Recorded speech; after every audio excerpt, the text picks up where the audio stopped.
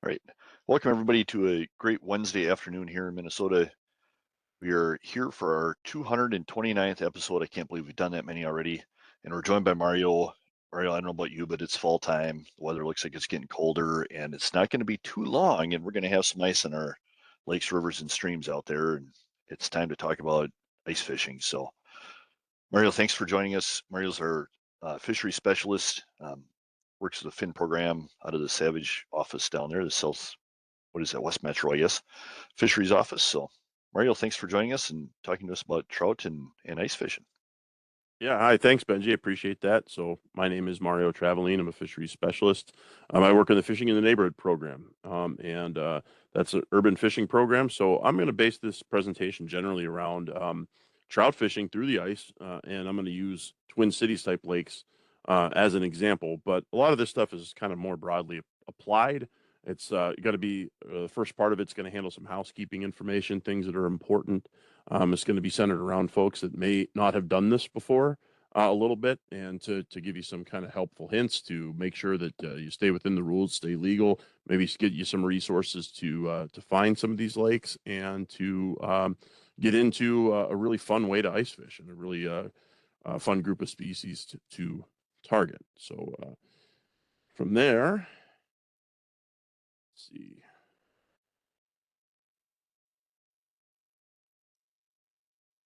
Sorry about that. Little technical things here. The first thing I got to say, and this is kind of a pretty common DNR thing, but buy a license and a trout stamp.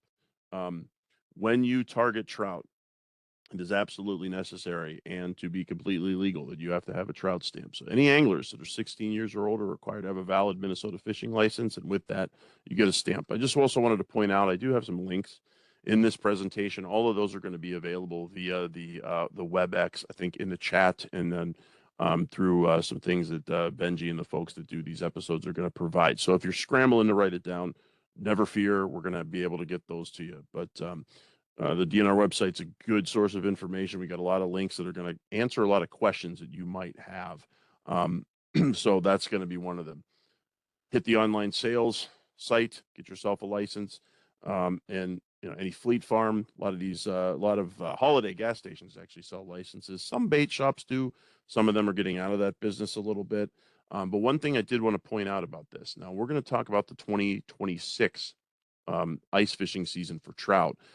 Your 2025 license is going to be good from the beginning of that season till the end of February. So come March 1, that's the new license year. Now we'll talk about seasons, but the trout ice fishing season straddles the end of the 2025 fishing year and the beginning of the 2026 year. So make sure that on March 1st, if you're going to continue to target trout, that you have your updated and new license for that. So this is Courthouse Lake in Chaska. I'll talk briefly about that as well. But this is opening day of trout season. This may look a little intimidating. It's a lot of folks out there on a pretty small lake. It's a very popular opener, trout opener. It's an event for a lot of folks. We've been gathering information about the kind of pressure we have on these lakes over the past 5 or so years. We know that it draws a big crowd. It kind of could look intimidating at times. A lot of the anglers that fish this opener view it as an event, and it may actually be the only time during the entire ice fishing season that they actually target trout. We've talked to a lot of folks that come down to this particular lake just for this. But I don't want you to be worried because it's actually not all that intimidating. Even within all those houses and all those folks kind of walking around in the ice, there's a lot of space to fish, and there's a lot of fish to be caught. So if it's something you're thinking about and says, "Oh wow, like look at all this equipment and look at all these people," maybe I don't want to do this. I'd recommend it because I think it's quite a bit of fun, and it is an event to try out an opener. But the cool thing is, in my experience, there are fish that last kind of throughout the season. One of the misnomers is that all the fish, every single one of the trout, are caught out of these lakes during the opener, and that is actually not true. There are fish available throughout the season. So speaking of seasons, good segue to kind of run into that to see what this year is going to bring us. The trout opener for the winter fisheries, January 17th this year, and it goes to the last day in March, March 31st. And what we mean by this particular season is stream trout species. Now, we'll talk exactly what those big three are here in a couple of slides, but it's really important that these these these seasons are adhered to, and the times to fish: 1 hour before sunrise to 11 p.m. when you're targeting trout. The possession limit is 5 total, not more than 3/16 inches. These regs are all right out of the book, and there's a picture of that kind of in the upper right, and you'll be provided with the link in the comments and chat session as well. So get this right out of the regs book.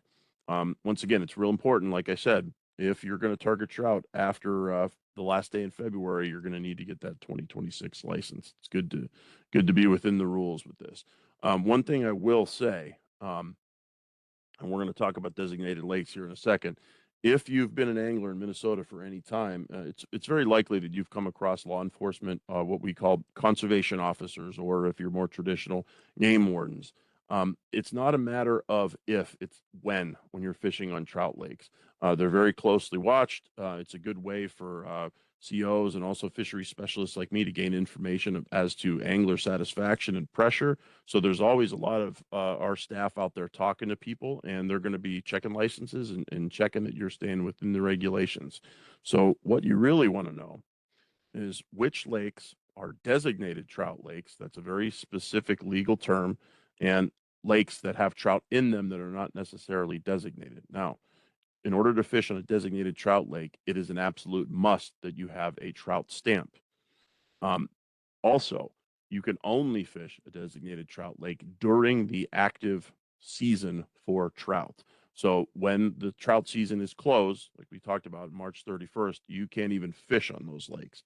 So it's very important to know which lakes are designated for trout. And we'll give you a couple of clues on how to figure that out.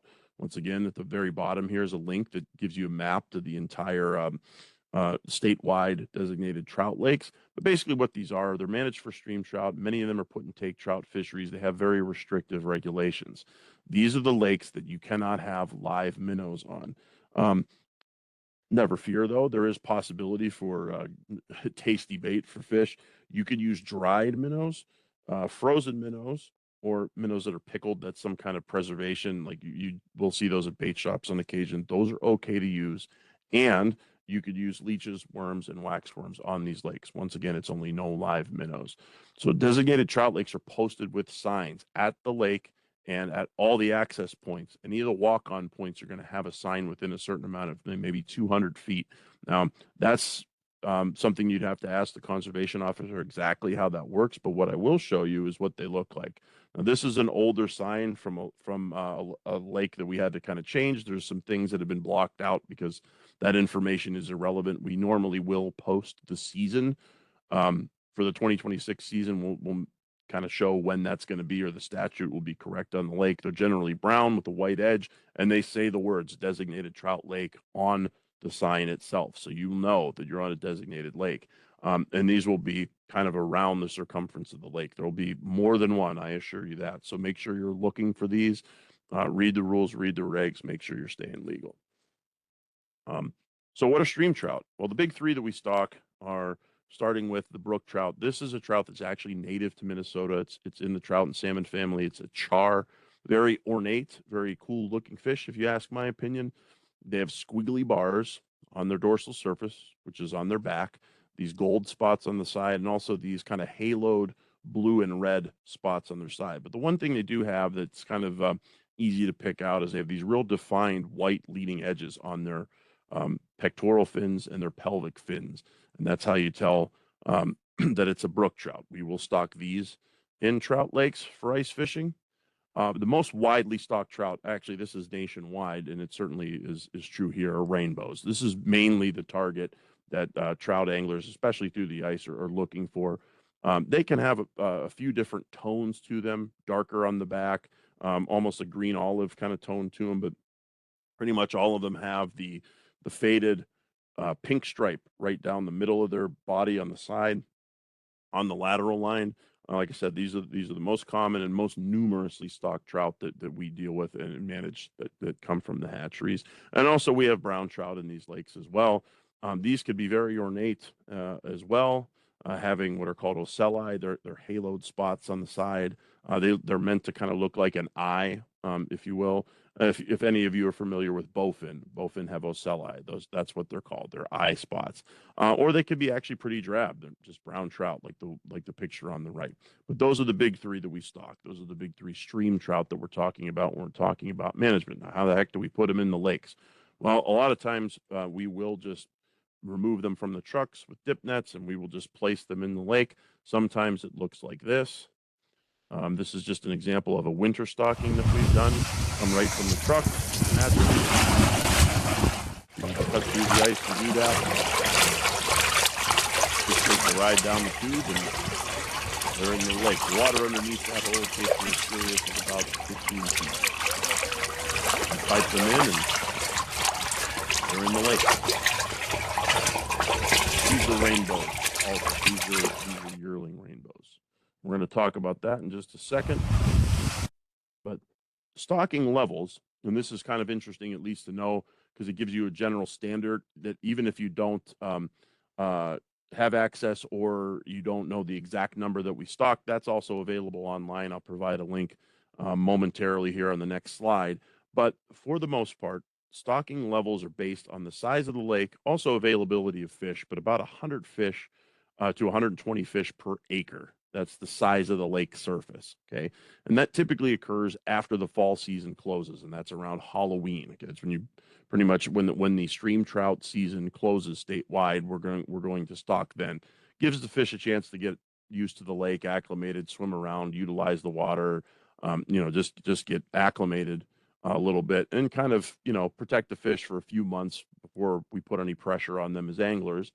These are all from state-run DNR cold water hatcheries. The bulk majority of our fish that are stocked in the metro area come from Lanesboro or Crystal Springs, mainly Lanesboro.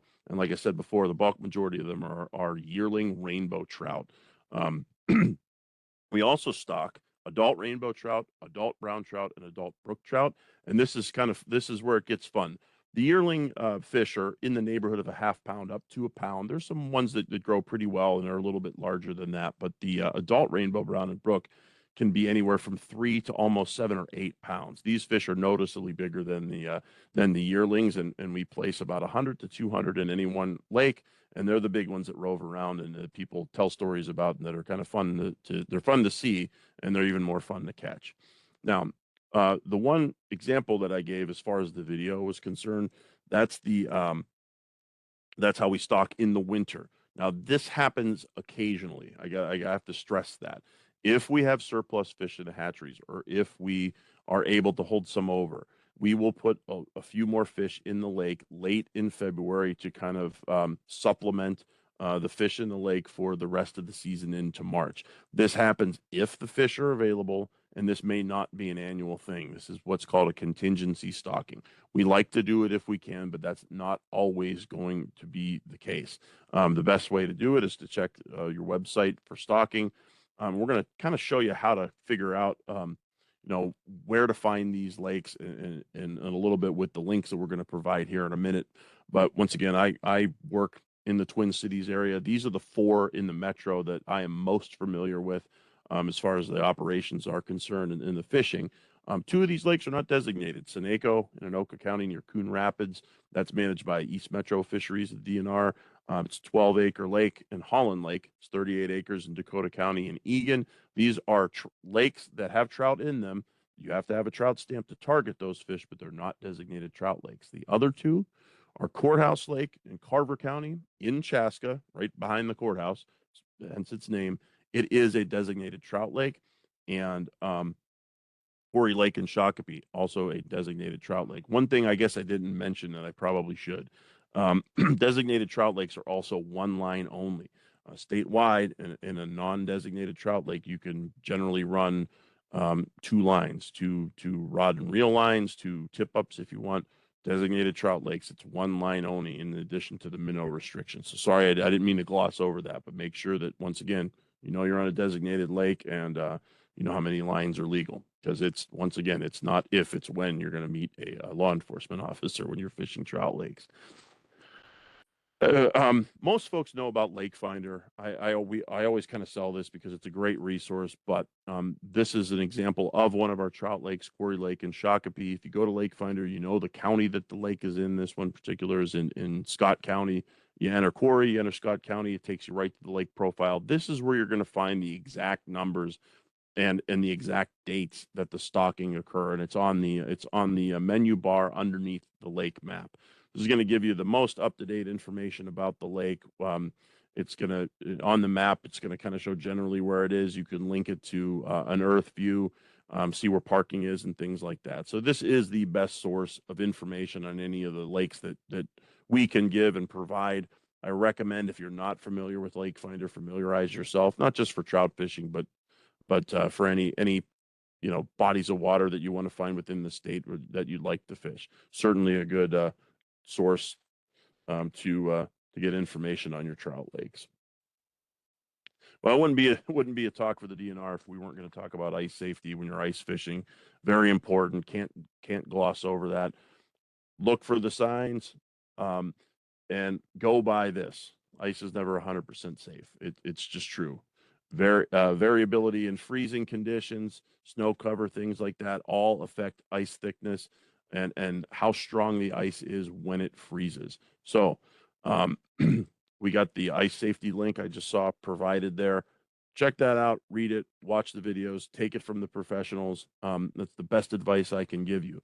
Now, we have guidelines for minimum thickness under the absolute ideal freezing conditions. So make sure you kind of keep that in mind. This is new clear ice. And the best thing you could do is actually check.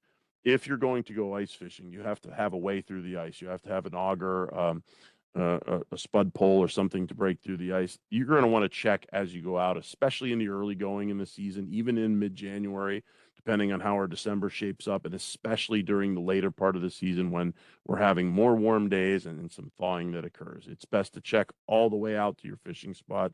Make sure that the ice is, the clear ice is what you're looking for, but also that it's thick enough to support your weight and your equipment. The trout lakes mainly that I'm discussing here, you can't drive on anyway. So kind of out beyond, the recommended guidelines for vehicles and things like that. A lot of those lakes have restrictions that way. That's typically up to the cities and the parks that surround these lakes. And also, so those regulations are all posted. So do check on that as well. Once again, I would say it 100 times, just know before you go. But this is something not to take lightly. Check out the link. They're going to give you some equipment that you might like to use, especially spikes that are on a lanyard that kind of go around your neck that you can help pull yourself out should you fall through the ice, and other techniques and things to be aware of as far as ice safety is concerned. Now, the good stuff, hopefully. After all those other conditions are met, and once again, this is for folks just getting into it, tentative maybe, haven't been ice fishing before. I wanted to cover all that stuff. My best advice as far as catching trout and kind of how to fish for them is gonna follow here. And I'm going to start with a little video that I took, and I apologize for the quality of it because I was trying to hold my camera or cell phone rather while I was fishing. And this is just one that I took because I just wanted to kind of, I guess, show other folks, what I meant when I was talking about where these fish are and kind of what they like as far as lures are concerned. And this one little video is corny as it might be, tells a lot, tells a big story, gives you a lot of information and things I'd like you to kind of notice. But if you look real close, this is a double drilled 6-inch hole. It's in a blacked out ice shack, and that's really important. Light that is lighting the shack is coming from underneath the ice and just ambient light from the outside. That's just generally daylight. And fishing visually for these fish is a very important technique, and I think it's one that will help you catch more fish if you don't already do this. So if you have a look closely, you can kind of see where my line is. I'm using, in this case, 6-pound monofilament with pretty average ice fishing pole, a little bit more stout than a noodle type rod that you might use for sunfish, just to give it a little more backbone. What I'm using here is just a spoon. I don't have any kind of live bait or anything on it, and you can actually see the fish swimming underneath the ice. Keep in mind, the water here is very clear. So these fish are slightly deeper than you might think. They're not right underneath the ice, but they're going to be in this kind of little sweet spot that I'll talk about. Now, the reason for the jerkiness at the end of that is I actually did hook a fish. What I will have to admit, sadly, is that the fish got off. But sight fishing for trout is a very good technique. I recommend folks use if you don't already do it. Once I kind of started doing that, I started to catch more fish. The good news is though, is if you've ice fished before or even fished before in the open water, traditional fishing and ice fishing methods and rigging can work just fine for trout in these lakes. If you have nothing but crappie type jigs and lighter line, and you like to fish with wax worms, a little bit of adjustment of where you might put that bait in the water is going to be just fine, and you're probably going to catch a trout or two in that way. It depends on a few different factors, but it's not kind of out of the realm of possibilities. Jigs, wax worms, spoons, jigging lures, they can all be effective. But if you take a few very simple factors, and keep in mind, this is just my experience, my observations over time dealing with these lakes, kind of dealing with the stocking and management of these lakes that I've kind of pieced together, learned from other folks that I've seen catching trout that have kind of been. If you put these together, they kind of wind up being some of the better days I have out there. So hopefully you could take this and apply it and catch more fish. But the factors that I like the most when I think my chances are the best, and this is once again tips from a pro, not exactly. I mean, uh, I'm uh, I'm a I'm a trout angler myself. I kind of fit right into that middle grouping of people, but I've caught quite a few trout in these lakes over the years. The condition that I like is basically cloudy to overcast. That's really important. I fished on sunny days. It doesn't mean you can't catch fish on sunny days, but that's really when I'm going to consider strongly, or it's going to be easy for me to get out of bed to go kind of chase these fish through the ice. And the time that I like, I understand there's a lot of trout anglers that really like to hammer that 1 hour before sunrise in the dark. I think it's good to get ready in that time period, but the sweet spot for time to me is about sunrise to 10 a.m., especially if it's cloudy or overcast. And that cloudy or overcast sky can actually extend the bite quite a bit longer than that. But that little pocket of time when the sun's just coming over the horizon, you're just starting to get daylight, seems to be a bit of the magic time to catch these fish. Um, so then what the heck do I do after that? What kind of structure do I have to find? Where do I have to go on these lakes to figure out where these fish are? Well, if you notice the acreage on some of the lakes that I had profiled, they range. They're not massive lakes where you got to figure these things out. Now, these fish generally if they're active, and they're active when it's cloudy and they're out moving around, they're looking for something, and they could extend well into very shallow water, and they can move back into deep water. These fish do move, so that's going to come into play here in a second. What I like to do in that morning time frame is find a spot between 6 and 15 feet. It could be 10. You could split the difference at 8. And then what I will do, other than cutting a hole in the ice, is I will work the entire water column down to almost the bottom, not quite, to just underneath the ice with any particular lure. I like to try to make as much, I guess, of a racket with the lure that I can. Now that's very important. That doesn't mean I'm kind of crunching snow as much as I can or being loud on top of the ice. But I do believe there's a bit of an element here where you can call a group of fish in that is out kind of actively feeding. As the day progresses, those fish tend to move deeper. That's kind of a lake, trout in lakes kind of thing. But generally, what that does is it's just fish are going to find a bit of a thermal refuge during the day, or they're going to want to get to where it's at least somewhat cooler for them, or they might be at rest. They tend to be in deeper water. This isn't universal to every single fish. You might find fish in that shallower depth for the entire day, but general movement patterns, they move from being in up in the shallows in the morning out to maybe over deeper water in the afternoon. Um, so fishing the water column, you will find that fish will bite just underneath the ice to about 5 feet. And the bulk majority of those yearling rainbow trouts are going to be cruising right around 3, and anywhere in that pocket. It's the cool thing about this is you can actually see the fish bite your lure. I'm not sure of any angler that doesn't like to see that happen, especially some of you bass folks. It's a calm day and you're on the boat or you're on a pier or something like that, and the waters there's not a ripple on it. If you're not trying to go to a frog. This is kind of what ice fishing for trout is to me, because the water is very clear in a lot of these lakes and you could see down quite a ways, sometimes down to the bottom if it's 10 or 15 feet, and you could see your lure moving and you can often see the fish hit the bait. But in that spot between just under the ice at about 5 feet, if fish are cruising, um, you sight fishing is very, very important. And that's why I like the blackout factor. Now, I understand not everybody has a portable ice shack or something to put over them. I've actually seen folks lying prone on the ice, looking down into the hole like a pair of binoculars, with the pole kind of over their head, with the line going past their ear because they could see the fish and when they bite. That's a little bit cold. I don't recommend that you do that, but it's a technique that people use. Sight fishing is very important because it also allows you to see how the fish react to the lure you have. And what that could do is help you hone in on a color. Um, but some things that I kind of find that work better, I'll go into next. Um, Taking all this together in a spot to find your place. Like I said, the depth, and then where to fish in the water column. But if you're not seeing any fish in a spot, after in these ideal circumstances, um, that's when you can move. That's the other thing I did notice, and I've noticed about folks that can use way more sophisticated sonar technology than I can. That these fish, big groups of them, tend to move kind of throughout the day.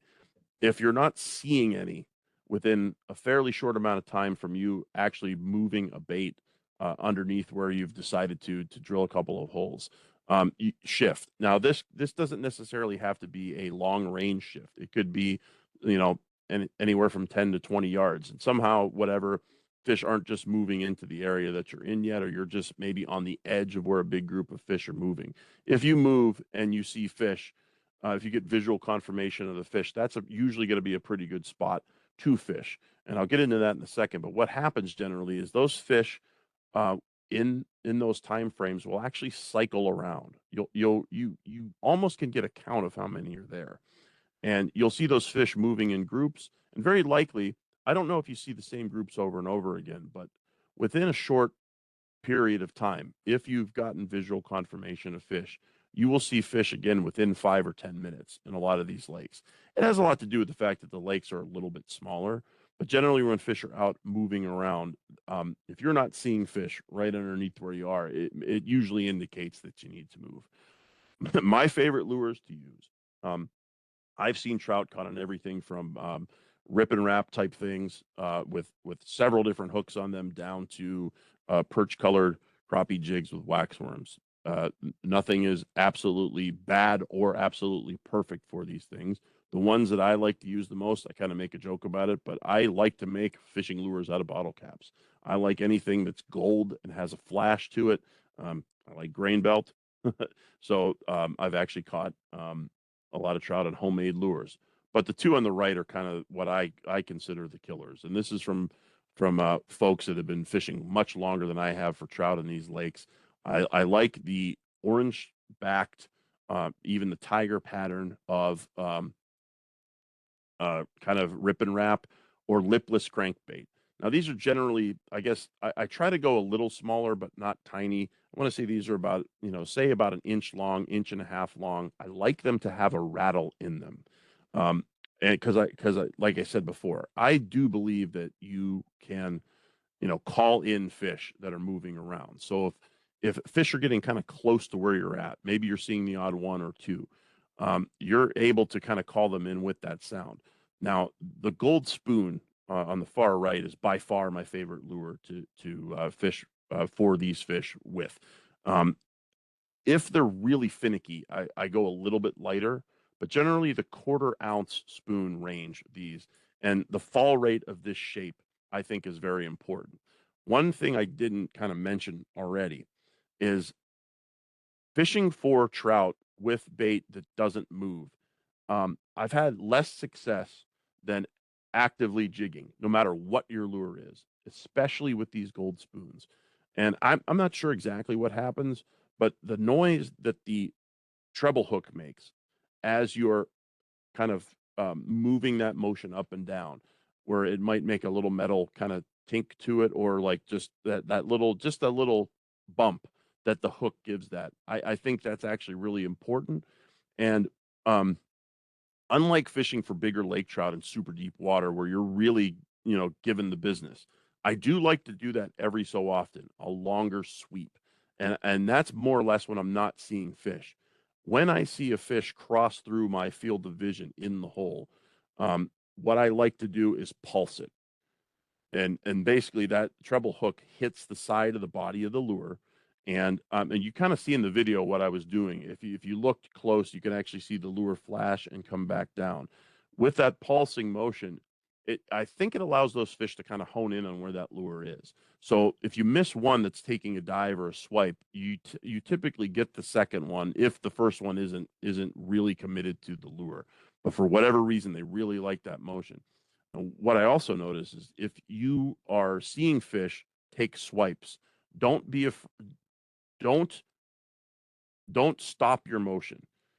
I've also noticed a lot of fish where I think, okay, early on when I'm trying this out, where all right, it's too much, they're scared of the motion, they don't like it, and I stop it. That's when I notice fish actually coming up to the lure, stopping, having a good look at it, and turning away. It's one of the reasons I actually like the lower visibility of the cloudier days. On bluebird days, it seems to me that these fish can really see what you're presenting. This is when things like tackle, thicker line, and stuff that's more visual may be to your detriment. I mean that could be said for a lot of different harvesting activities, bluebird days, things that you're after can see things better and see what you're trying to present.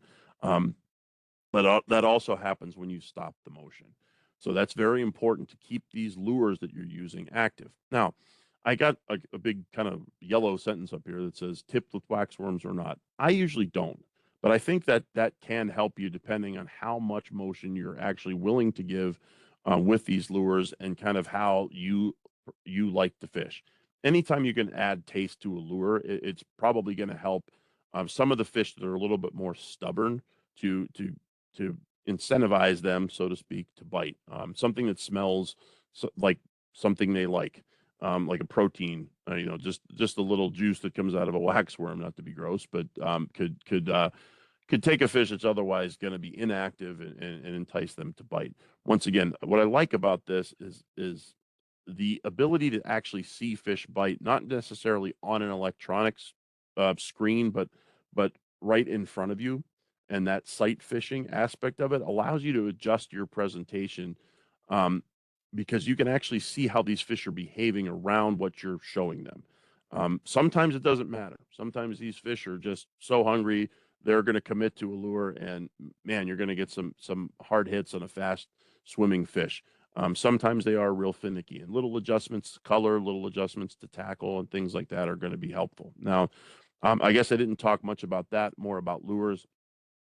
I prefer a rod, I guess, that would be in the neighborhood of 2.5 feet. You could go longer. It depends on what you're comfortable with. A little bit more backbone, a little bit less action on the top. Now, I do see people fishing with noodle type rods. For some of the smaller fish and some of the fish that are biting very lightly. Once again, that's a matter of preference and how you feel more comfortable with setting the hook. I like a bit more backbone. What I typically like to do fishing a little bit bigger spoons is after I've caught a yearling or two, I like to try to see if I can find some of those bigger fish. I increase my presentation and I also try to get a slightly heftier um, test line. I'll fish up to 8.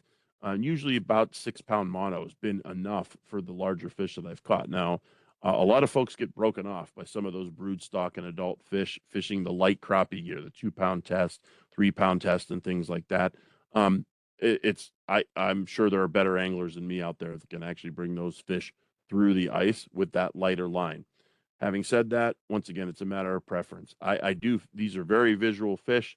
The less tackle you can have, generally, the better. But if you're on it enough and you do give it a little bit of effort and you vary the days that you go, you're going to get that magical day where it doesn't matter what you show them, they're going to bite, and it's going to be a lot of fun. What I will say, we're going to kind of get down to where we're going to have some discussion here, and I can answer some of your questions.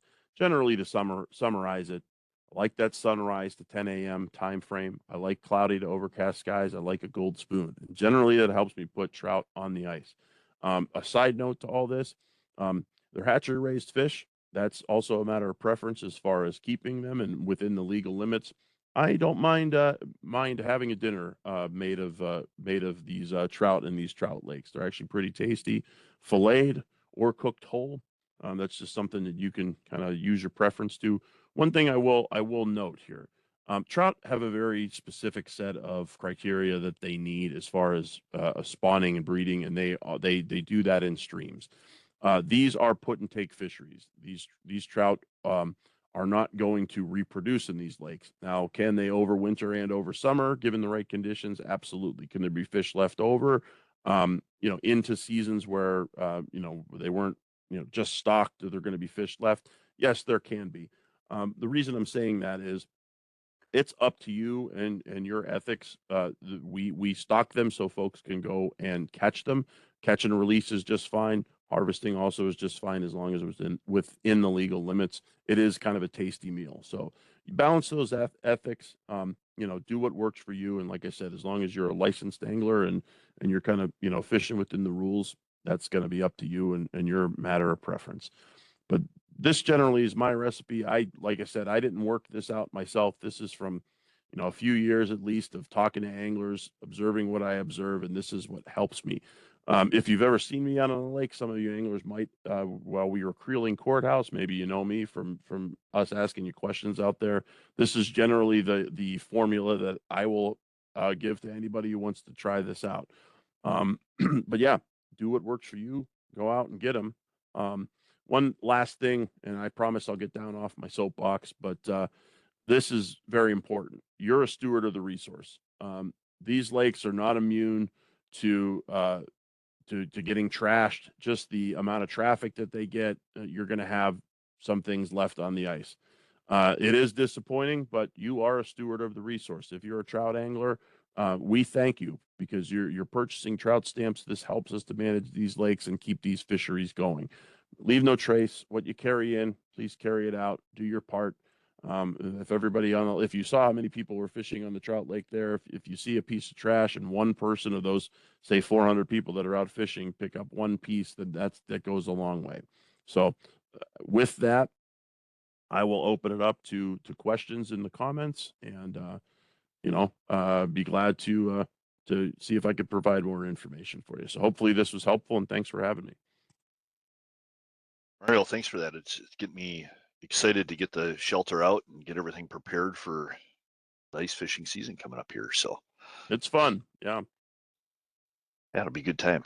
So we got a couple questions in the Q&A. Again, if anybody has any questions, open up that Slido app under the three ellipses in the lower right-hand corners and enter your questions in the Q&A there. Stephen was asking, are trout in those 4 metro lakes you mentioned safe to eat? Yes. Yes, they are safe to eat. I know that there is a stigma with hatchery trout just because those fish, like at the beginning, they are to a degree on pellet feed. I think they switched to minnows. They spend several months in the lake. But yes, as far as contaminants and things like that, these are all fish that are very closely monitored and tested for any of those things because biosecurity is very important for hatcheries and actual quality of those fish within. It's well known, and if there is an issue, it is absolutely posted. We are mandated to do that with the DNR. So yes, they are safe to eat. If they were not, you would absolutely know about it through news releases, postings of signs, regulations changes, and things like that. So yes, they are. Good question. And just to follow up on that a little bit too, it's not the DNR that puts those guidelines out. The fish Uh, consumption guidelines is put out by the Department of Health.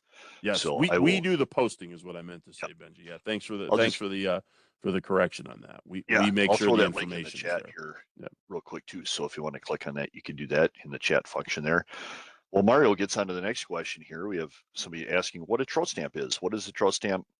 What do we buy that for, and where does that money go?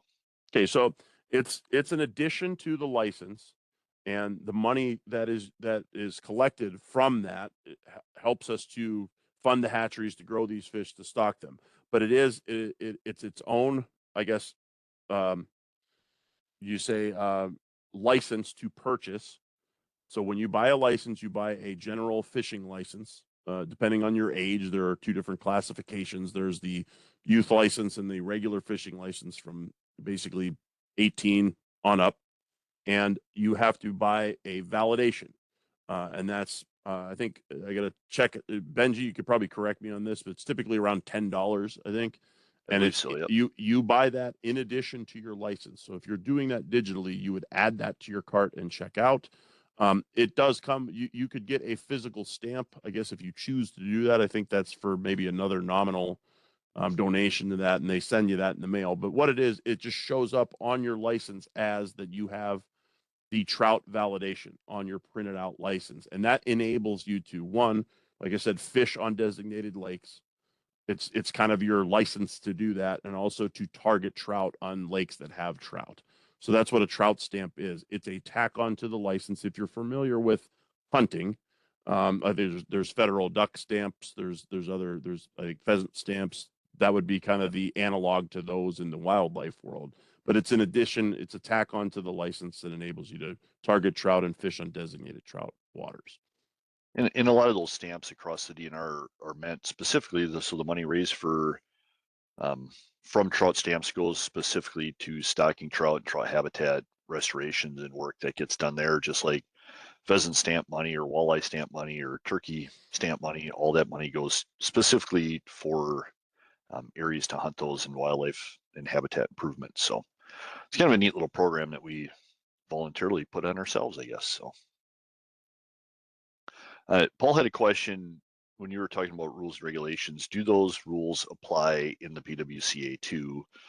I know there is some difference to some of those. You can touch on those, Mario, but I Yeah, also wanted to and call that's out. yeah. I mean, so in order for me to interpret that, I'm gonna be kind of just as adept to that as you might be, because I have to look Yeah, at the book myself. But the boundary waters have a bit slightly different regulations and seasons, and I believe those are actually categorized within the regulations. So they are. it'll Yep. it'll actually be separate from the page that talks about the general inland lake trout um, regulations. So basically, I spoke mainly to the inland lakes, and that's, I know it sounds kind of, inland lakes. What does that mean? We're in Minnesota. Of course we're inland. It means non boundary waters, so, or non border waters. So there's a couple things that play there. There's the boundary waters canoe area, which has a couple different things that you need to be aware of. There's no power augers in there. I think I believe, yeah, I don't know if you certainly need a trout stamp in to target trout no Yep. matter where you're at in the state. Clearly there's the international waters question, but that's got its own kind of set of regulations, and it's going to be more strict even than some of the designated inland trout lakes. So the best I could tell you, what I will say, is just, make sure that you're in the right section when you're trying to answer those questions for yourself. And it will actually say, I think it says in the red regs books, or I'm pretty sure it actually spells out the BWCA regs in there on its own. So And sorry that I don't have a better answer to that. Maybe Benji can expound on that a little bit, or just just for the person's information too, we did put a link in the chat. Scott McIntoon was on talking about trout fishing in the boundary water specifically here. I believe it was episode 94 or something like that. So check that episode out. And he had some great information on there. It's more specific to the BWCA area up there. So, yeah. and Well, to that's in kind the of add chat. on to that too, Benji. Sorry, I didn't mean to step on you there, but yeah, there is a full separate section for Lake Superior and its tributaries. So Hmm. those are going to kind of like those two categories, like I said, inland lakes versus Great Lakes, boundary waters, border waters. Um, yeah, those are going to have kind of their special sections that hopefully should spell out the difference. But yeah, just be aware of those sections, I suppose. And we had a user just commented or asked about what are lipless crankbaits compared to flies and jigs? Okay. So lipless crankbaits are just kind of, wish I had one here that I could just grab and kind of show you. But if I go, maybe I go back here. So the one in the middle that I have an example of here is what generally that folks call a rip and wrap. But if you were to think about a bait that you would throw in open water fishing that has an apparatus on the front that makes it dive, um, you could so that without that apparatus, that's generally the generic term for lipless crankbait. So if I'm looking for things like that, I think rip and wraps fall underneath that category because that's what this picture is in the middle. But anything that's kind of in that 1 inch to inch and a half inch, or yeah, inch and a half range, couple treble hooks, and doesn't have that kind of casting diving apparatus to it. Now, there are ones that sink and float. When you're ice fishing, you want to get ones that sink, but they generally look like this depending on the actual fish they're trying to mimic. This is going to be some kind of tiger shad or like some kind of creative name to it. I just like the color pattern on this one, and I often use the yellow and orange on the back. But it's going to be a small lure like this that doesn't have the bill on the front that makes the lure dive. And the ones I use are sinking, so they actually the rip and wraps are nice for this reason, but they actually are you're able to jig them vertically. The line will go and fall straight down, and they will kind of swim based on their body shape and without the aid of that kind of lip or spoon bill on the front that normally helps a retrieved lure dive. It's more helpful for a vertical jigging presentation. It mimics a minnow, and it does a lot of the same things the spoon does, bit different shape, another hook. Um, one kind of like caveat to this is if I'm using the lipless crankbait, and this is not, once again, there's probably people that know way more about this than I do. If I'm using that lure, I'm after bigger fish because the profile tends to be a little bit bigger than my jigging spoon. But hopefully that helps.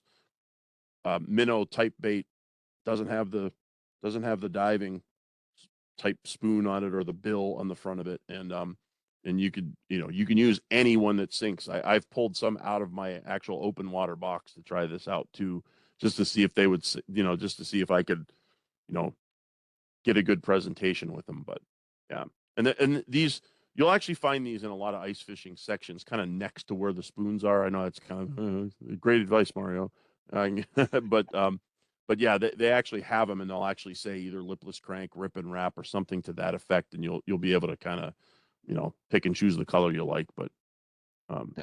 they're fairly easy to find. The companies that make fishing jigs and stuff have great marketing departments, and you always need a new one. Always need the latest and greatest. And Right. they don't necessarily catch more fish. It's about being out there at the right time and putting your time in on the water and um, making the best presentation you can with what you got sometimes. So, Mm-hmm. um, Paul had one question. I think it's a question. He said live minnows in trout lakes. I think you said no live minnows. Okay, so yeah, so um, that's why the designated terminology is so important. If the lake is a designated trout lake, posted as such on that in that grouping, no live minnows. You could use frozen minnows previously frozen. Okay, so they're dead and frozen before you bring them on the lake. Minnows that were preserved, you could get preserved minnows at bait shops and things like that. Normally, they're like in a vacuum sealed bag, or dried minnows that were once again um, previously dead. Sun dry, however you want to term that. But yes, you could use those. Those are fine. No live minnows at designated lakes. However, there are lakes that have trout in them. They're stocked for trout fishing. They're not designated. You could use live minnows in those lakes. But once again, if you're targeting trout, make sure that you have that trout stamp. You also, you could be on those lakes outside of that are not designated outside of the trout seasons. It's important to kind of know there's a lot of moving parts here, but those are the ones that are examples of lakes with trout in them that you can use minnows on, and Holland Lake in Egan is one of those. Be careful, check your regs, make sure that you're taking your bait with you. All the same rules apply that would in open water fishing. But there are, like I said, lakes that are stocked with trout. Seneco, I think, is one of them, and Holland are one of them that I gave examples of. They are lakes stocked with trout, but you can use minnows because they are not designated trout lakes. So that sounds kind of weird. I know, like you're kind of magically designating lake. That is a legal term that means something, and that's what I was. I'm sorry if I wasn't like crystal clear about that, but it's a noun, if that makes sense, rather than you know just a descriptor or an adjective. It's an actual thing. A designated lake is a thing, and it has its own rules and regs. And one of those you got to pay attention to. So if you want to stop sharing your presentation there, you can, Mario. And if anybody else has any questions they want to put in the Q&A, please feel free to do that.